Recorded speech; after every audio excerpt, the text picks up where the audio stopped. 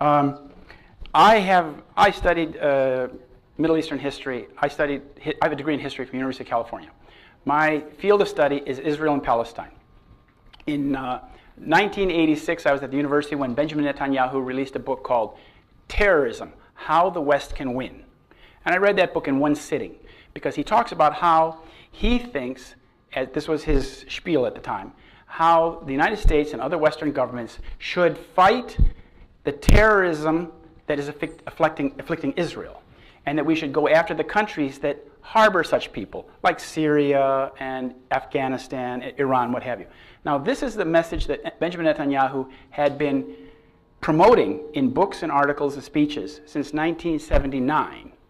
He is the founder, with his father, his late father, of an organization called the Nethanyahu Institute, which was named after his brother, who was in the Entebbe raid, the Israeli intelligence, when they went down there to Entebbe and got the people back. In 1979, Netanyahu Institute had a big conference called the Jerusalem Conference, in which this idea was presented for the first time to people like George Bush. Papa Bush was there. All these high-level politicians from around the world were at this conference in Jerusalem. It's very hard to find any information about this conference, but it's very interesting.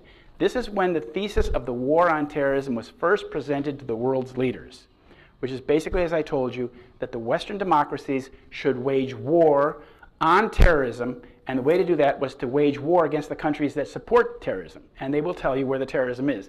And as you can see now, it's like a moving show, because you can create the terrorism wherever you want.